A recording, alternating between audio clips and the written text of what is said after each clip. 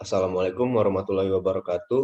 Eh, Kami dari kelompok 6 ingin menjelaskan hasil diskusi kami, yaitu dari paper Thermodynamic Study of Flash Binary Cycle in Geothermal Power Plant. Kelompok kami, kelompok 6 mendapatkan bagian yaitu kesimpulan conclusion dengan dosen pengampu Ibu Sylvia Yusnika Agnesti. Berikut adalah nama anggota dari kelompok 6. Nah, yang pertama ada Raka Reswara, saya sendiri, lalu ada Fahmi Ahmad Fauzi, lalu ada Muhammad Kulbi Rizdi Alfayed, ada Kopi Pagaulap, dan ada Muhammad Firmansyah Hafizullah. Conclusion. Oke, buat penjelasannya akan dijelaskan oleh Saudara Kulbi. Untuk Kulbi dipersilakan. Selanjutnya di sini saya akan menjelaskan pertama keadaan persamaan Peng-Robinson cukup baik untuk diterapkan dalam analisis flash binary. Ada hubungan antara flash pressure, tekanan evaporator, dan suhu pinch dalam menghasilkan daya bersih maksimum. Jika suhu pinch menjadi lebih kecil, daya bersih akan menjadi lebih tinggi. Keterbatasan dalam hal ini adalah dimensi heat exchanger yang akan digunakan. Ada nilai optimum untuk flash dan tekanan evaporator untuk menghasilkan daya bersih maksimum. Selanjutnya akan dijelaskan oleh Firmansyah Hafizullah. Terima kasih waktunya dari Kulbi. Baiklah, saya akan melanjuti konklusi tadi. Dari hasil analisis disimpulkan bahwa I pentana dapat menghasilkan kekuatan bersih terbesar di antara kita. Daya bersih yang dihasilkan dari proses simulasi harus dikoreksi dengan hasil desain thermal. Setelah daya bersih diperbaiki menjadi 2.951,98 kW, kondisi untuk menghasilkan daya bersih maksimum adalah tekanan flash dengan 600 kPa, tekanan evaporator yang adalah 1.500,60 kPa dengan suhu pinch 5 derajat Celcius. Efisiensi termal sebesar 12,29% dan efisiensi pemanfaatan sebesar 23,06%. Baiklah, akan dilanjuti oleh Saudara Fahmi. Silakan. Evaporator yang akan digunakan adalah jenis kettle AKT.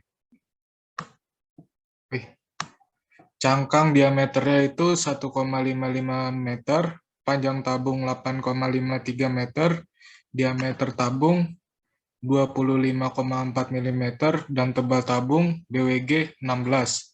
Sedangkan hasil perancangan thermal preheater adalah two-pass shell type AFT, diameter sel 1,42, panjang tabung 8,53 meter, diameter tabung 25,4 mm, dan tebal tabung BWG 16. Kondensor berpendingin udara yang dirancangkan membutuhkan 6 kipas. Total daya yang dibutuhkan adalah 219,96 kW. Bisa dilihat ini adalah tabel dari perhitungan Excel-nya. Ya, bisa dilanjutkan kepada Saudara Kopi Pagulap.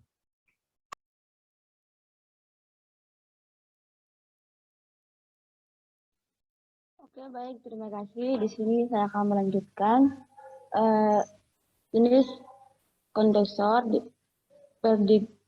pendinginan udara yang akan digunakan adalah jenis forced drive karena membutuhkan daya yang lebih kecil dibandingkan dengan jenis calculation introduction drive. Diameter kipas adalah 4,55 meter.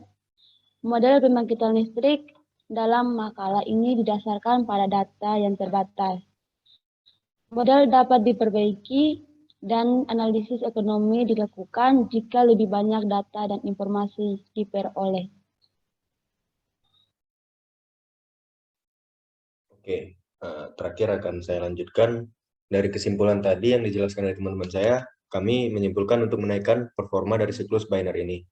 Nah, untuk meningkatkan performa tersebut ada tahapannya, yaitu yang pertama kita harus mempunyai data lapangan. Lalu kedua, kita bisa mengidentifikasi masalah yang kita dapat dan kita mencari metode yang cocok seperti metode Peng-Robinson tadi. Nah, lalu ketiga, kita melakukan penyelesaian masalah dari metodenya yang biasanya didapatkan berupa angka dan lain-lain. Yang keempat, nilai yang didapat digunakan untuk desain dari heat exchanger yang akan kita buat nanti dari data-data evaporator dan preheater yang nantinya akan kita desain. Lalu terakhir, performa yang kita dapat bisa kita ketahui atau kita korelasikan dengan data awal yang kita punya, dan data itu bisa kita naikkan atau kita tingkatkan lagi apabila hasil dari perhitungan ini nilai dari performanya belum menyampai yang kita inginkan. Biasanya angka yang kita inginkan itu sebesar 100.